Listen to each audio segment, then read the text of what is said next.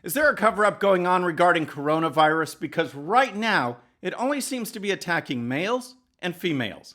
Major League Baseball is looking at an idea to get their season up and running, and President Trump has harsh words for the World Health Organization.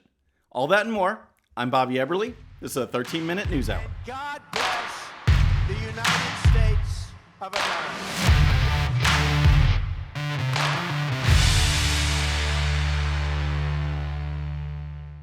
All right, friends, welcome to the show. Happy Wednesday. I hope you're having a great week. We've got a lot to cover, and I want to start with coronavirus and a possible cover-up. So, as you know, we've been talking about this. There's a lot of bad things about COVID-19. I don't really like the way we've been handling things by shutting down the economy. We see that Democrats, especially Democrats in leadership, aren't coming to the table. They're trying to push weird programs and take advantage of the situation rather than coming together. But despite all of that, there's actually one good bit of news that comes out of COVID-19. And that is, whenever you have a major event, it seems that has the potential to bring the country together, it lays waste to left-wing stupidity. And as a perfect example, take safe spaces. Remember, everyone's talking about safe spaces. We need to have these spaces set aside. Sounds like segregation to me, but spaces set aside for marginalized groups. No one's talking about that anymore. No one cares because it's a ridiculous idea and we need to come together as Americans. There's another one. There's another idea that we need to look at, and it's being brought to bear, brought to light because of COVID-19. And that is what is going on with the reporting and the statistics, okay? Because right now in this country, as of this morning, there's been about 400,000 confirmed cases in the US and about 13,000 deaths. So who's dying? That's a good question, and that's what we're going to dig into today. Here's a report from just a couple weeks ago from the Los Angeles Times. Men are faring far worse than women in the coronavirus pandemic, according to statistics emerging from across the world. On Friday, White House COVID-19 Task Force Director Dr. Deborah Birx cited a report from Italy showing that men in nearly every age bracket were dying at higher rates than women. Birx called it a concerning trend. All right, it is concerning, definitely, but there's something hidden in the text that really wasn't addressed at all. And here's more.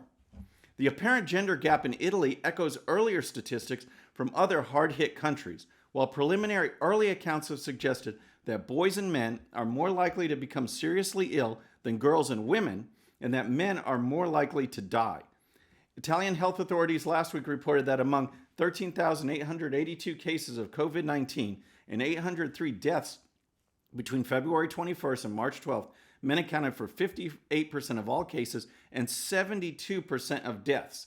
Hospitalized men with COVID-19 were 75% more likely to die than women hospitalized with the respiratory disease.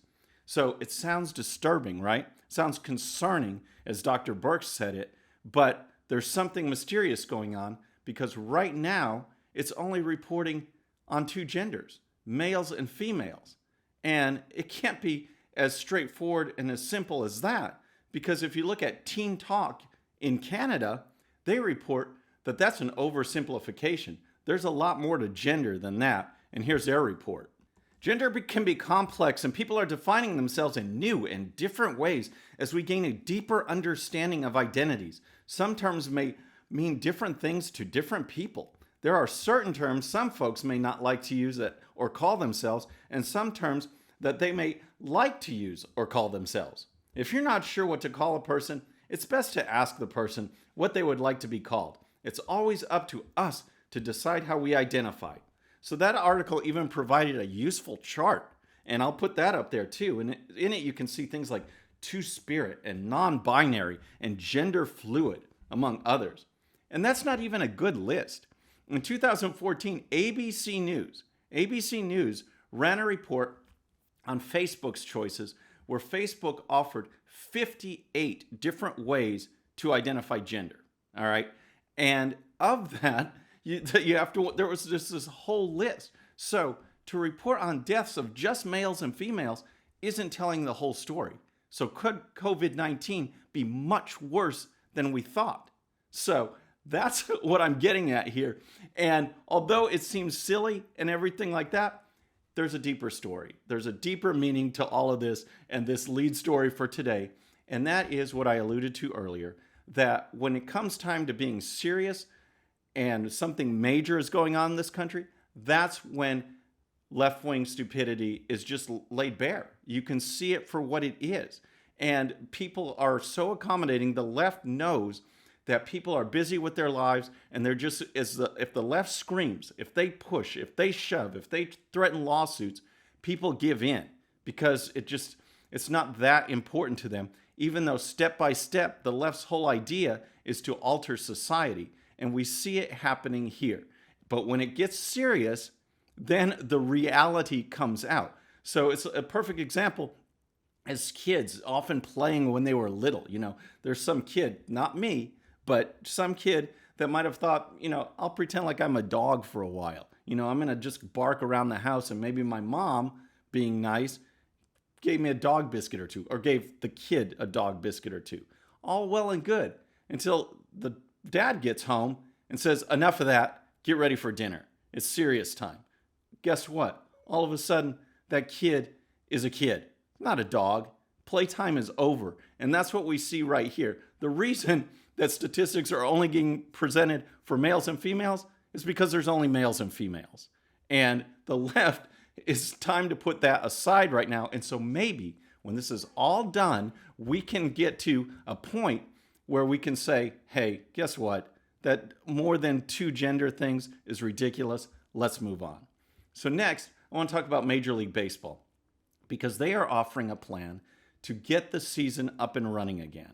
And it is such a great idea. I've been saying this as part of my economic thing. I've been talking to friends about this before. When you've got young, healthy, in-shape athletes, they are probably the most resistant to this, to coronavirus. Not resistant, but they'll get it and not even flinch. Let them compete. Let them compete in empty stadiums. We still have television. People can still come together and watch sports, but we haven't been doing that. Major League Baseball is discussing a plan to do exactly that. And here's a report from Fox News. Major League Baseball has been actively considering numerous contingency plans that would allow play to commence once the public health situation has improved to the point that it is safe to do so. While we have discussed the idea of staging games at one location as one potential option, we have not settled on that option or developed a detailed plan, the league said. According to multiple sources on Monday, MLB and the Players Union were discussing a plan to play all games in the Phoenix area in front of no fans. Arizona has 10 spring training ballparks and the Arizona Diamondback Stadium within 50 miles of each other. So I like this idea. Like I said, this would be good. People are going crazy right now. There's nothing to do. Everything you're watching on sports is old, so reruns and things like that. So let's do this. Let's do this idea. And here's more from the report. It allows for the immediacy of a schedule where you might be able to begin it and televise it, provide Major League Baseball to America, said Scott Boras, baseball's most prominent agent. I think players are willing to do what's necessary because I think they understand the importance of baseball for their own livelihoods and for the interests of our country and providing a necessary product that gives all people that are isolated enjoyment. It gives them a sense of a return to normalcy, Boras added. You talk to a psychologist about it, and they say it's really good for a culture to have sport and to have focus like that, where for a few hours a day, they can take their minds off the difficult reality of the virus. So I hope they move on this idea. I think it's good. I wish more sports would do it. Next, I want to talk about the press conference from yesterday, the daily White House press briefing with President Trump and the COVID-19 task force and others. And he had some particularly choice words for the World Health Organization. And here's Trump. And they actually criticized and disagreed with my travel ban at the time I did it. And they were wrong. They've been wrong about a lot of things. And they had a lot of information early, and they didn't want to, they seemed to be very China-centric. Well, the president is right about that. And then he went on to address the WHO and what might be done about this organization that is no friend to America and too much of a friend to China.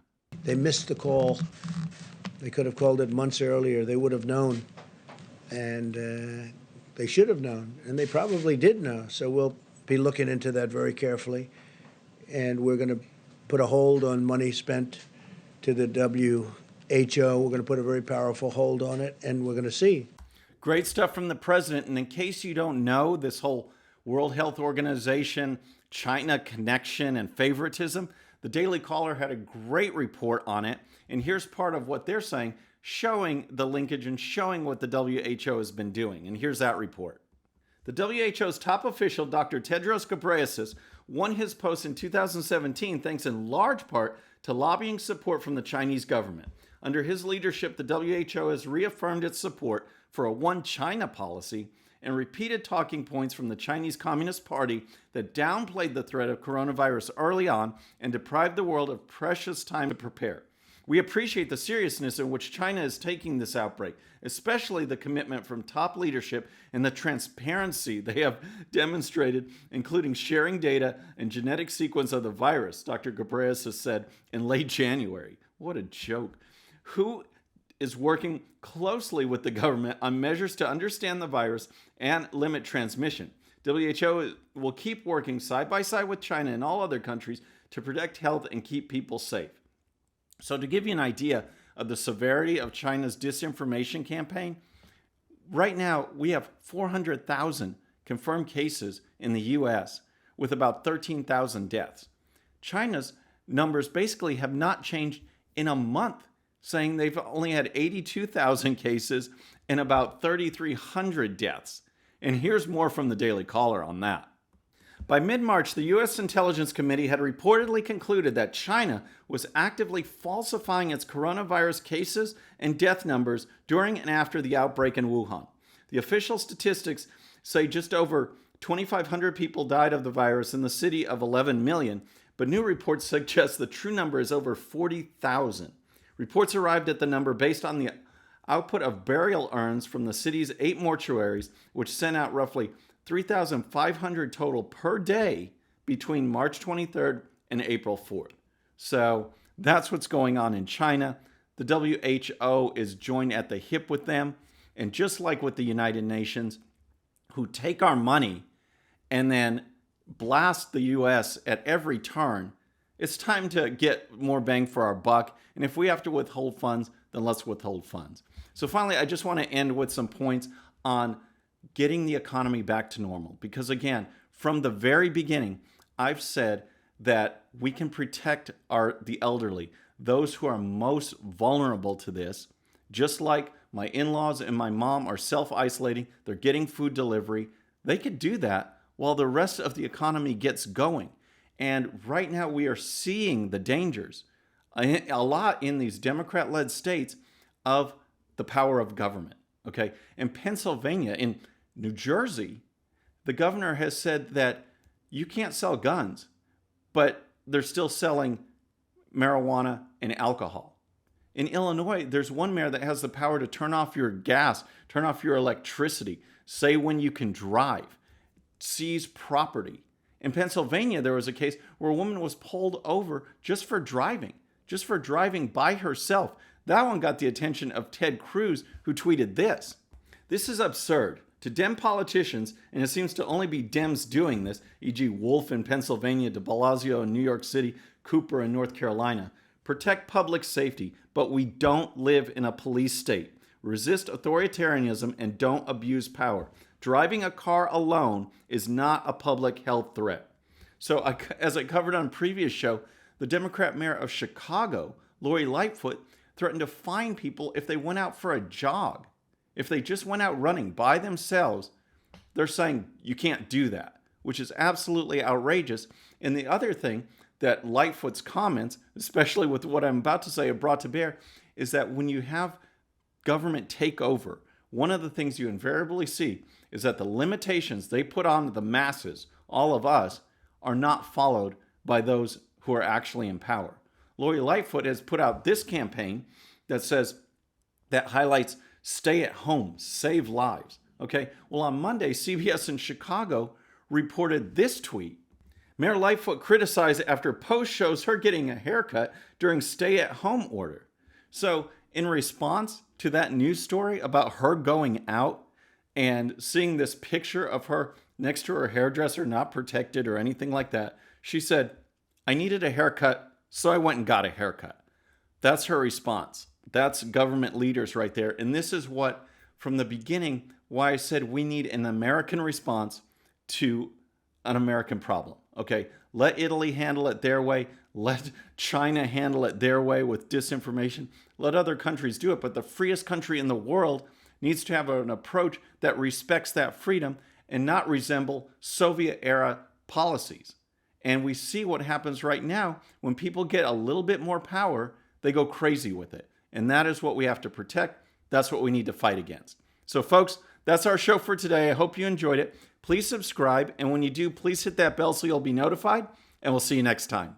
I'm Bobby Eberly. This is a 13-minute news hour.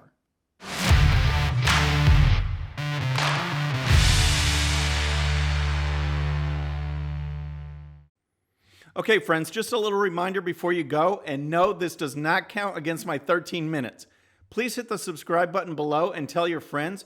And if you happen to miss our last show, you can check it out right here. And also for great conservative news and commentary, please check out GOPUSA.com.